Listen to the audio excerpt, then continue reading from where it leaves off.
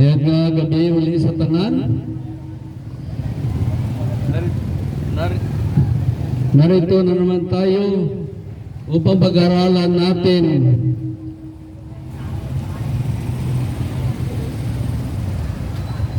ang mga aral ni Kristo Jesus. Kung ano kanyang mga aral. Dahil ang kanyang aral ay nagbibigay buhay, pag-asa, buhay na walang hanggan. Dahil kailangan natin pag-aralan ito dahil marami na sa panahon ngayon mga maling aral at maling katuruan, turo ng kasinungalingan. Paano kung yun ang ating natutunan? Ligtas ba tayo? Kaya ito kailangan natin upang maiayos natin ang ating sarili sa harapan ng Diyos. Kaya ang sabi dito sa Ephesians chapter 4 verse 20 ay ganito ang sinasabi: hindi ganyan ang natutunan ninyo kay Kristo kung talagang pinakinggan ninyo ang aral niya at naturuan kayo ng katotohanan na kay Jesus. Iwan na ninyo ang dating pamumuhay. Hubarin na ninyo ang dating pagkatao na nagpahamak dahil sa masamang pita.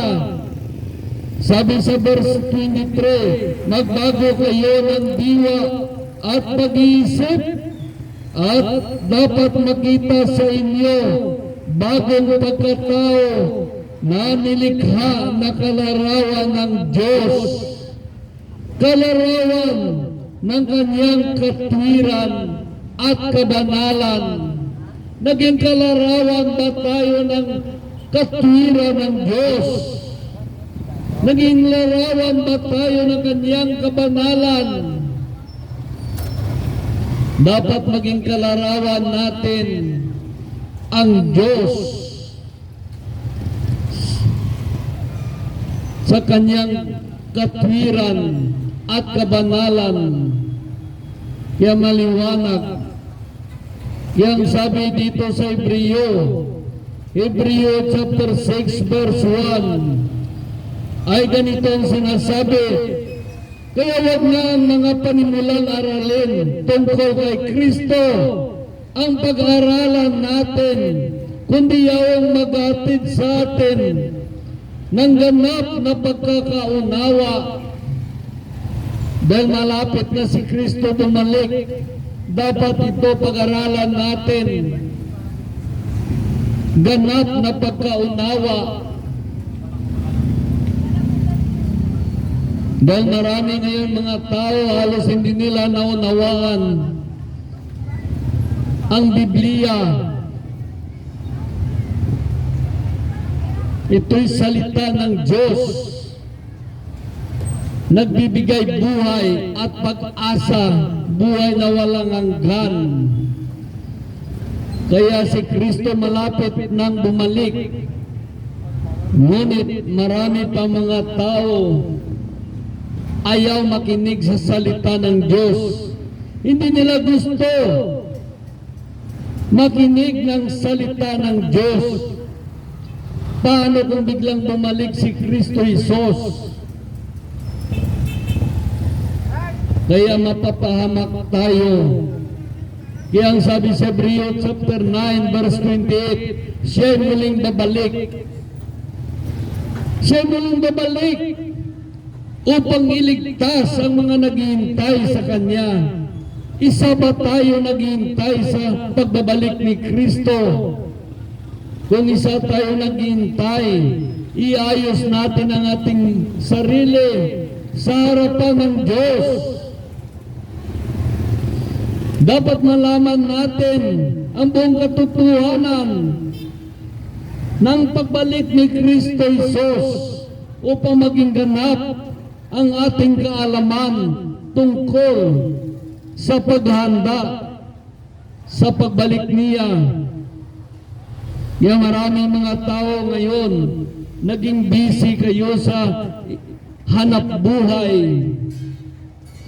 iba't ibang kabisihan ng mga tao, mga bisyo, naging busy sila. Nakalimutan na nila maghanda. Sa ating kapanahunan ngayon, dapat si Kristo bumalik na. Marami na mga palatandaan sa pagbalik ni Kristo, ngunit hindi natin pansin. Maraming mga palatandaan. Kita mo, heatwaves. Maraming namatay sa iba't ibang dako ng daigdig. Bagyo at baha, maraming namatay na mga tao. Pati lindol, maraming namatay na mga tao. May mga gira sa iba't ibang bansa. Yan ay tanda ng pagbalik ni Kristo Jesus. Marami na mga tanda ngayon sa sanlibutan. Paano kung magkagira kahit sa ating lugar, may balita na magkagira. Kaya dapat maging handa tayo sa pagbalik ni Kristo.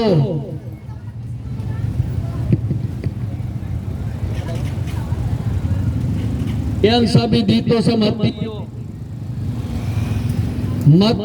chapter 24 ay ganito ang sinasabi sa Mateo chapter 24 ay ganito sinasabi verse 27, sapagkat kung gaano kabilis ang guhit ng kidlat mula sa silangan hanggang sa kanluran, gayon din naman ang pagparito ng anak ng Diyos. Ang sabi sa verse 29, pagkatapos ng kapighatiang iyon, magdilim ang araw at tinaliliwanag ang buwan at malaglag mula sa langit ang mga bituin at mayayanig ang kapangyarihan sa kalawakan. Pagkatapos ay lilitaw sa langit ang tanda ng anak ng Diyos at mananangis ang lahat ng bansa.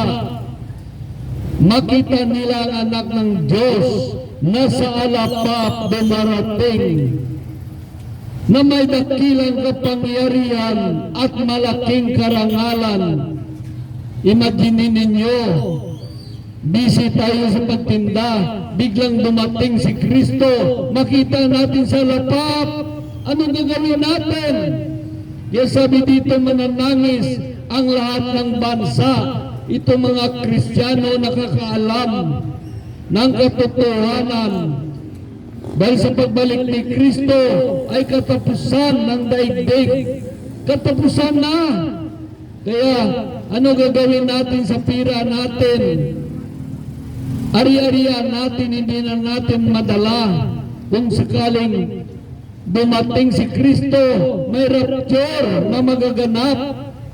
Kaya ang sabi dito sa Mateo chapter 24 verse 31, sa udyat na malakas at tunog ng trumpita, susuguin niya ang kanyang mga anghel sa apat na panig ng daigdig.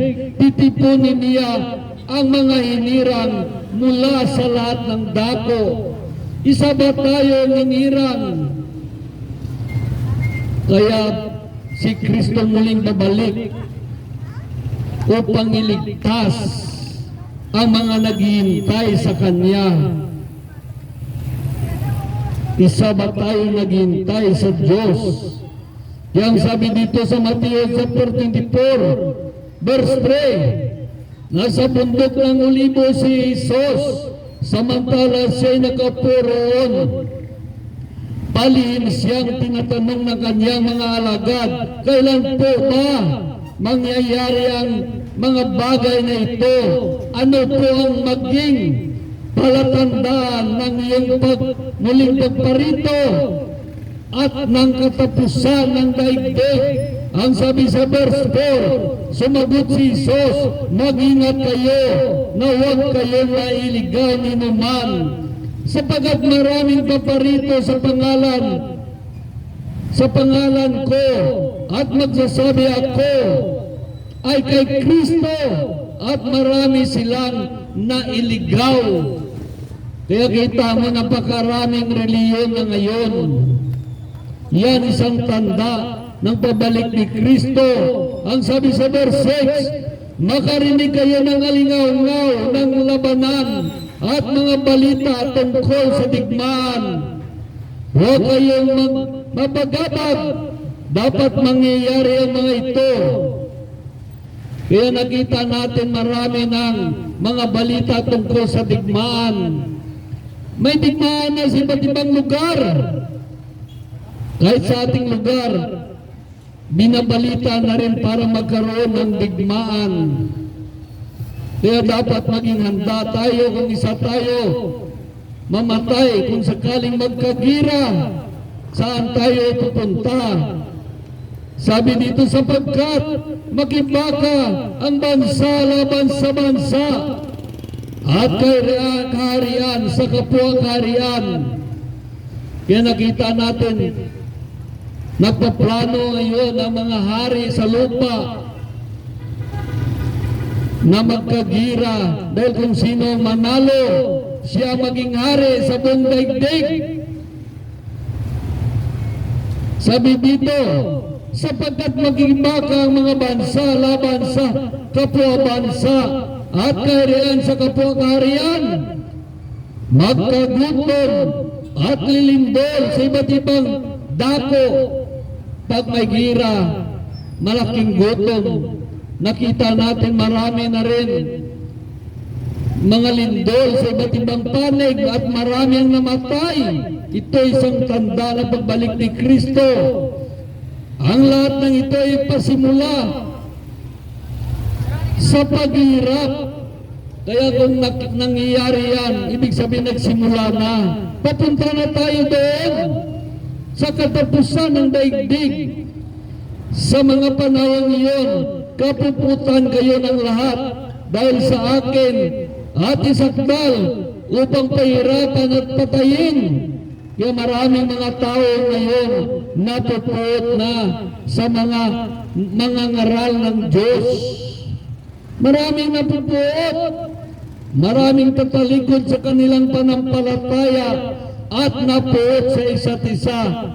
Ito mga backslider, napupuot na sa kanilang mga ministro, mga pastor, mga pare, napupuot sila. Sila mga tumalikod sa panampalataya at napuot sa isa't isa. Sabi dito sa verse 11, maraming magpapanggap na propeta at iligaw nila ang marami. Nakita mo ngayon, marami nang nagpapanggap na propeta. Ang lahat na founder ng reliyon ay propeta na. Pastor noon, ngayon propeta na. Yung iba, anak ng Diyos na ang tawag sa kanila. Lumabas na ang mga palatandaan. Nakita natin, sabi dito, maraming magpapanggap na propeta at iligaw nila ang marami. Ang kasama nila laganap, ano pa'y? Ano pa't? Nanalamig ang pag-ibig ng marami. Kaya marami ngayon nanalamig sa Diyos. Nanalamig sa isa't isa. Ngunit ang manatiling tapat hanggang wakas ang siyang maliligtas. Kaya maraming mga pagsubok sa ating buhay. Ang sabi dito, ang ngunit ang manatiling tapat hanggang wakas ang siyang maliligtas. Kailangan natin kumapit sa Diyos, dumikit sa Diyos, sumunod sa Diyos. Dahil ang manatiling tapat hanggang wakas ang siyang maliligtas. Ang sabi sa verse 14, at ipangaral sa buong sanlibutan ang mabuting balita tungkol sa paghahari ng Diyos upang ito'y makilala ng lahat ng bansa sa kadarating ang wakas. Kaya nakita natin ang salita ng Diyos ay napangaral na sa buong bansa, sa buong daigdig. Napakarami na may YouTube, may mga ngaral sa iba't ibang lugar. Kaya nakita natin nagaganap ng lahat. Ang sabi dito sa Mateo chapter 24 verse 21, sapagkat sa panahon iyon ang mga tao ay magdaranas ng malaking kapigatian, hindi pa naranasan mula ng likhain ng sanlibutan hanggang ngayon, at hindi na naranasan pa kahit kailan. Ibig sabihin, kapag nangyari ito, hindi na maulit. Yun ay katapusan ng daigdig. Dahil sabi sa verse 22, at kung hindi paikliin ang panahon iyon, walang maliligtas. Kung hindi paikliin ang panahon iyon, ay walang maliligtas. Ngunit alang-alang sa mga hinirang, paikliin ang panahon iyon. Napakaliwanag, paikliin ang panahon, hindi pabain. Marami mga tao, sabi niya, matagal pa yan, noon pa yan wali-wali. Dahil ang sabi dito, paikliin ang panahon. Napakaliwanag, at kung hindi paikliin ang panahon iyon, walang maliligtas. Ngunit alang-alang sa mga hinirang, paikliin ang panahon iyon. Bakit kailangan paikliin ng Diyos ang panahon? Dahil si Satanas na mamadali na itapon tayo sa impyerno, ilaglag tayo. Kaya nais ng Diyos paikliin ang panahon, alang-alang sa mga hinirang. Dahil ang sabi naman dito sa verse 34, Matthew chapter 24 verse 34, tandaan ninyo, magaganap ang lahat ng ito bago mamatay ang mga taong nabubuhay ngayon. Mawala ang langit at ang lupa, ngunit ang mga salita ko'y hindi mabubula, sabi ni Jesus. Kaya nakita natin, ito ang mundo natin ay may katapusan. Mayroong katapusan. Kaya pinapahanda tayo ng Diyos sa kanyang pagbabalik. Dahil pag bumalik si Kristo, ito ay katapusan ng daigdig. Katapusan na. Kaya hindi mo na yan mapakinabangan ng pira mo, ari-arian mo. Dahil katapusan ng daigdig. Marami ng palatandaan sa pagbalik ni Kristo. Kaya ang sabi sa Lucas chapter 17 verse 26, ang pagparito ng anak ng Diyos matutulad sa kapanahunan ni Noe. Noon ang mga tao ay nagsisikain at nagsisinom at nag-aasawa hanggang sa araw na sumakay si Noe sa daon. Dumating ang baha at namamatay silang lahat. Ano ba ang panahon ni Noe? Ang mga tao noon ay masasama tulad ngayon. Mas lalong masama ang mga tao ngayon dahil maraming mga reliyon nagtuturo ng kasinungalingan, nagtuturo ng mga maling aral at maling katuruan. Kaya maraming mga tao naligaw. Noong unang panahon, walang reliyon noon. Ang tao nakikinig, sumusunod sa Diyos. Ngunit ngayon, marami na iba't ibang doktrina ng kasinungalingan. Ang sabi dito sa verse 28, Lucas chapter 17, verse 28, gayon din noong panahon ni Lot, ang mga tao ay nagsisikain at nagsisinom, namimili at bumibili, nagtatanim at nagpapatayo ng bahay. Ngunit sa araw nang umalis si Lot sa Sodoma, umulan ng apoy at asupre at natupok silang lahat. Gayon din ang pagdating ng anak ng Diyos. Ano ba sa panahon ni Lot? Maraming mga bakla noon sa panahon ni Lot, sa panahon ni Abraham. Kaya tinupok ng Diyos ang Sodoma at Gomora. Hindi ba ninyo napansin sa ating panahon, napakaraming bakla ngayon? Kahit saan sulok ka pumunta, napakaraming bakla. Yan ay sign. Sign yan, dahil ang sabi dito, sa gayon din noon, panahon ni Lot, ang mga tayo nagsikain at nagsiinom, namimili at nagbibili, nagtatanim at nagpapatayo ng bahay.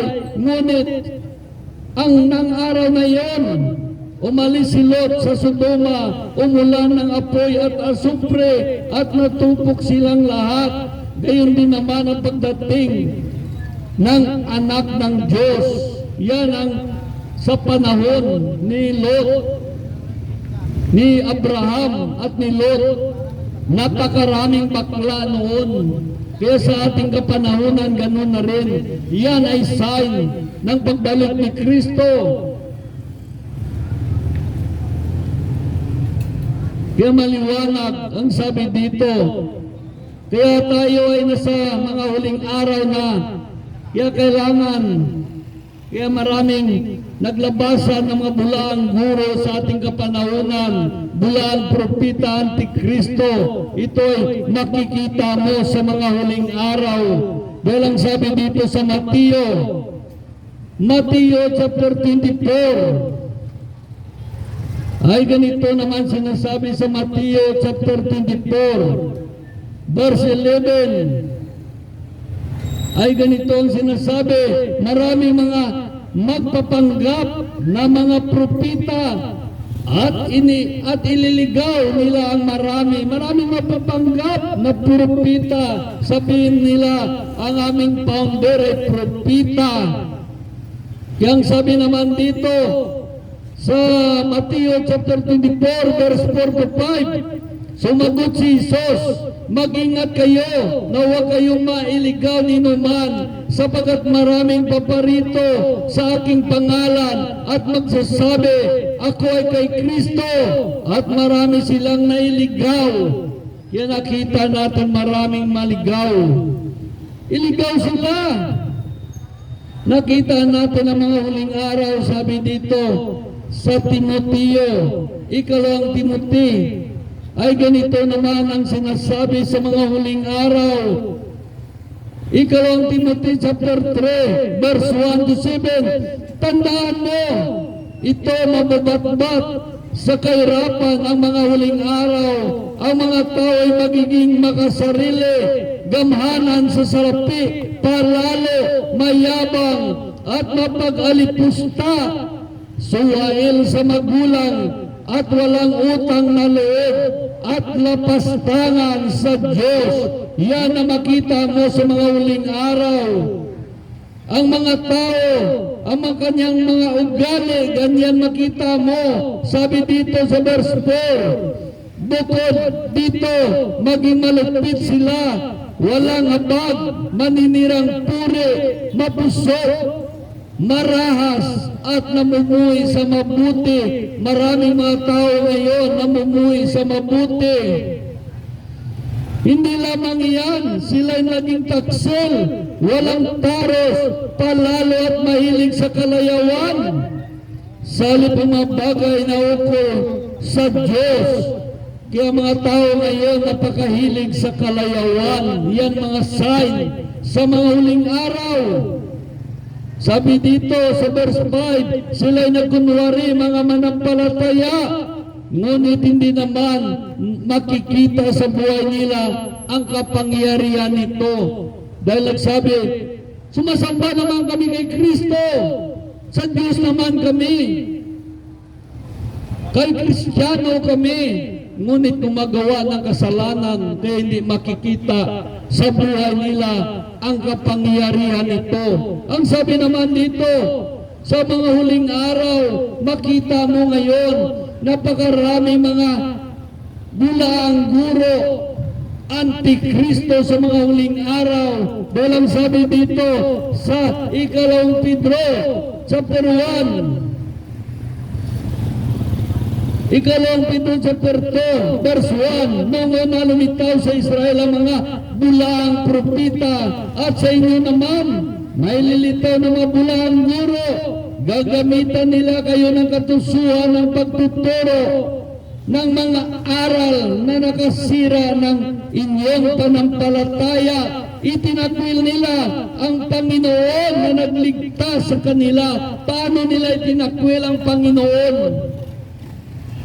Pasambahin kayo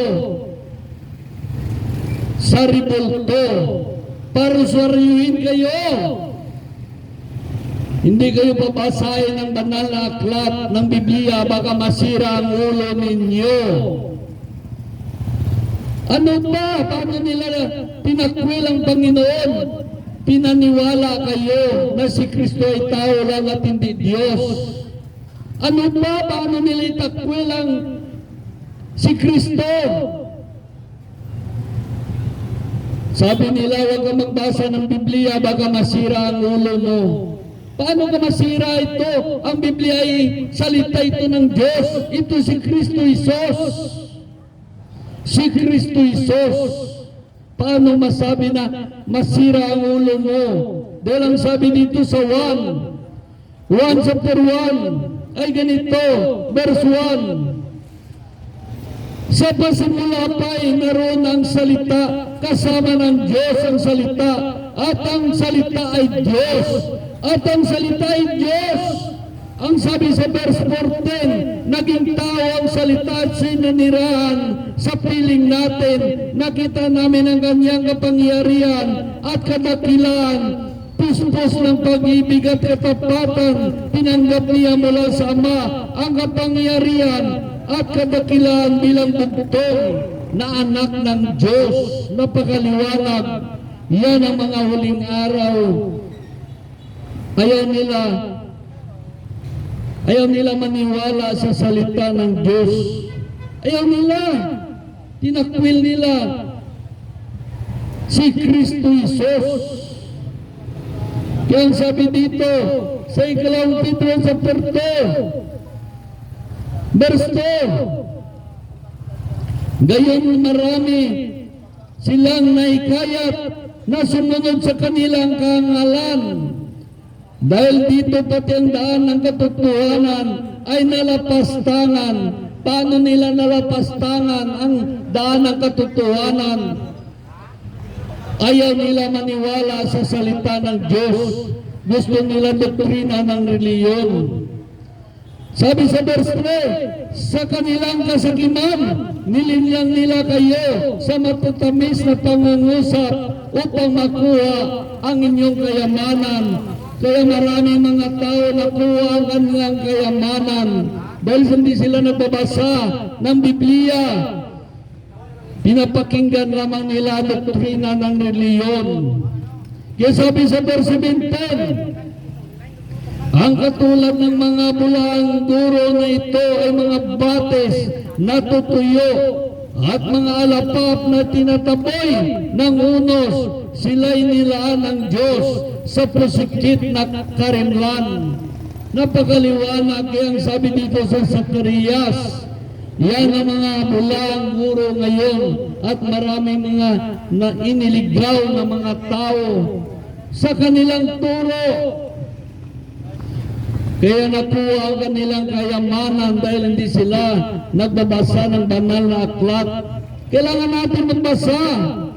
Dahil ang sabi dito ni Propeta, sinabi ng Diyos kay Propeta Zacarias chapter 11, verse 16, ang bayan ko ay bibigyan ko ng isang pastor na walang kabuluhan, walang pagpapalaga sa nawawala, hindi naghahanap sa mga naligaw, hindi inihilot ang mga napilayan, ni mag-alaga na may sakit, bagkus ubusin niya ang taba at itapon ang buto.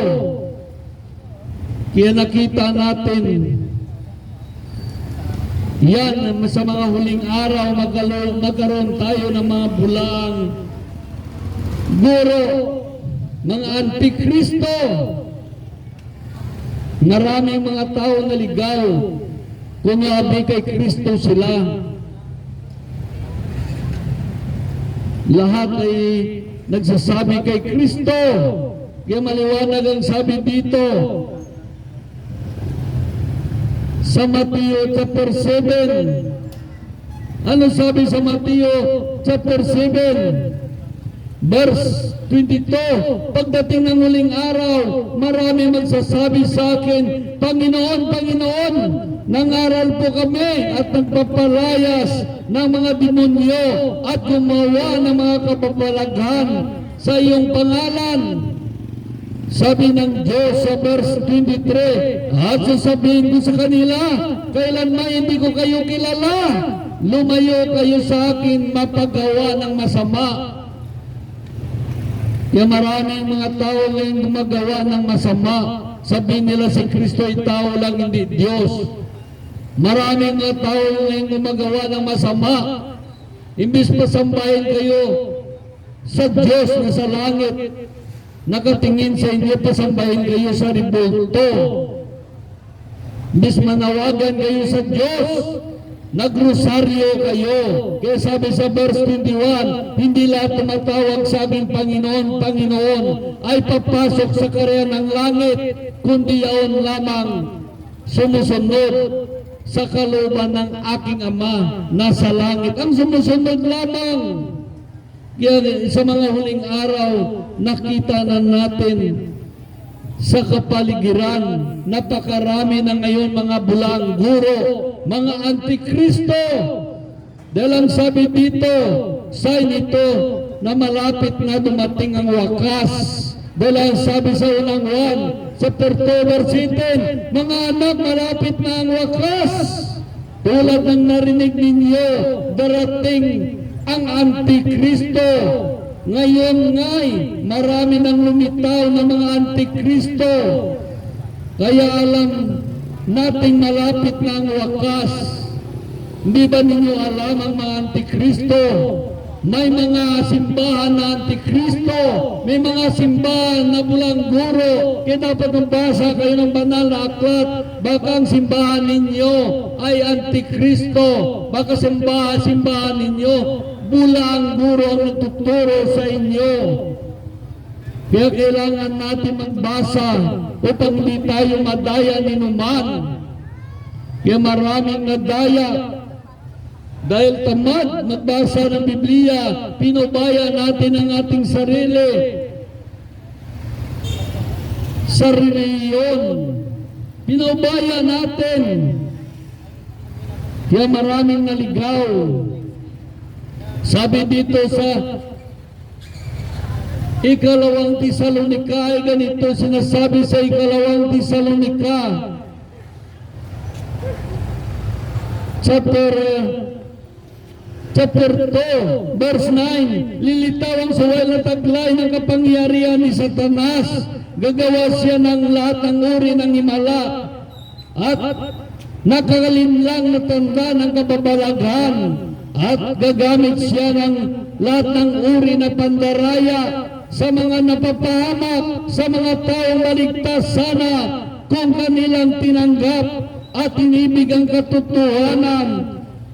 Sabi sa verse 11, sapagkat hindi nila tinanggap ang katotohanan, ipinubaya sila ng Diyos na sila'y malinlang ng espiritu ng kamalian at paniwalain sa kasinungalingan, upang maparusahan ang lahat na pumili sa kasamaan sa halip na tumanggap ng katotohanan. Kaya ang sabi dito, nakita natin, kaya si Kristo malapit na dumating. Pinahanda tayo. Dahil ang sabi dito sa Mateo chapter 24 verse 27 ay ganito naman sinasabi sa Mateo chapter 24 verse 27. Napakaliwanag ang pagbalik ni Kristo ay tulad ng isang magnanakaw na hindi nyo alam Kaya kailangan maghanda tayo dahil sabi sa Matthew chapter 24 verse 27, sapagkat kung gaano kabilis ang guhit ng kidlat mula sa silangan hanggang kanluran, gayon din naman paparito ang anak ng Diyos pagkatapos ng kapigatian iyon. Magdilim ang araw at hindi naliliwanag ang buwan, malaglag mula sa langit ang mga bituin at mayayanig ang kapangyarihan sa kalawakan. Pagkatapos lilitaw sa langit ang tanda na anak ng Diyos at mananangis ang lahat ng bansa. Makikita nila ang anak ng Diyos na sa alapa at dumarating na may dakilang kapangyarihan at malaking karangalan. Sa udyat ng malakas na tunog na trumpita, susuguin niya ang kanyang mga anghel. Sa apat na panig ng daigdig, titipunin nila ang mga hinirang mula sa lahat ng dako. Nakita natin darating ang si Kristo upang iligtas ang mga naghihintay sa Kanya. Isa ba tayo naghihintay? Kaya binigay ng Diyos ang Kanyang buktong ng anak dahil mahal tayo ng Diyos. Ngunit hindi natin pansin ang Kanyang mga kaway. Dahil sabi dito sa unang Tesalonica chapter 5 verse 9, tinawag tayo ng Diyos hindi upang parusahan, kundi upang iligtas sa pamagitan ng ating Panginoong Jesucristo. Ngunit ano ang ating ginawa? Hindi natin pansin ang Diyos. Hindi natin pansin. Kaya kung biglang dumating si Kristo, paano tayo? Hindi ninyo ba alam? Dapat si Kristo ay dumating na. Ngunit naawa ang Diyos sa atin. Binigyan tayo ng Diyos ng pagkakataon. Pagkakataon ang binigay ng Diyos sa atin. Akala ninyo, itong binigay sa atin ng Diyos ay isang pagkakataon na lang upang magsisi tayo, upang maligtas tayo. Pero ang sabi sa Ikalawang Pedro, chapter 3, verse 9, ang Panginoon ay hindi pabaya sa kanyang pangako tulad ng inakala ng ilan. Hindi pa niya tinupad ang pangako niyon. Alang-alang sa inyo, binibigyan niya kayo ng pagkakataon. Ang lahat na makapagsisisi at magbalik loob sa Diyos, sapagkat hindi niya nais mapapahamak kayo. Hindi niya nais mapahamak tayo. Mahal tayo ng Diyos. Kaya binigay niya kanyang buktong na anak upang sumampalataya sa Kanya ay hindi mapapahamak, kundi magkaroon ng buhay na walang hanggan. Ngunit hindi natin pansin. Pinadala niya ang kanyang banal na Espiritu Santo upang maging patnubay natin, maging gabay natin tungo sa karya ng langit, ngunit hindi natin pansin. Kaya marami nagawali sa iba't ibang sulok ng daigdig upang ipaalala sa mga tao na maganda. Hindi natin alam kung kailan darating. Hindi natin alam kung kailan darating si Kristo. Dapat maging handa tayo. Minsan lang si Kristo dumating, hindi na maulit. Ang kasunod noon ay kapahamakan. Yun lang aking mensahe sa inyo upang malaman ninyo kung napakadelikado ng panahon natin. Marami ng mga palatandaan lumabas. Paano kung biglang dumating si Kristo? Kaya mahal tayo ng Diyos. Kaya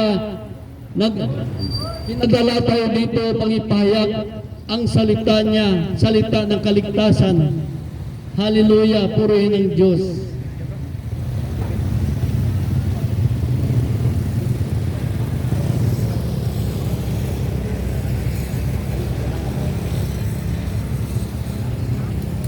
Hello, sound like this, sound like this, sound checking like this. Hello, sound checking.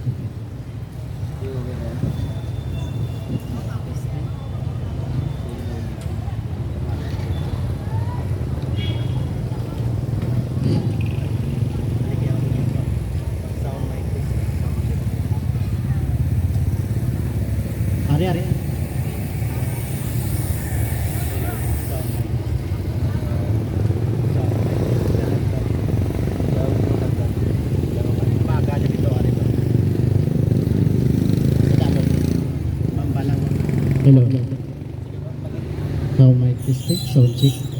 Mic testing, sound check. Okay, sound mic test. Hello, hello. Sound mic testing, sound check. Praise God. Isang magandang gabi sa ating lahat. At salamat po sa mahal na Panginoon na kami po ay narito para magdala ng kanyang mensahe. At ako po ay nagpapasalamat una sa kay brother na owner ng speaker at lahat na mga ginagamit nito ngayon. So ako din po ay magdala ng mensahe para sa ating lahat at wala po itong bayad, libre po ito dahil nadaanan po namin siya at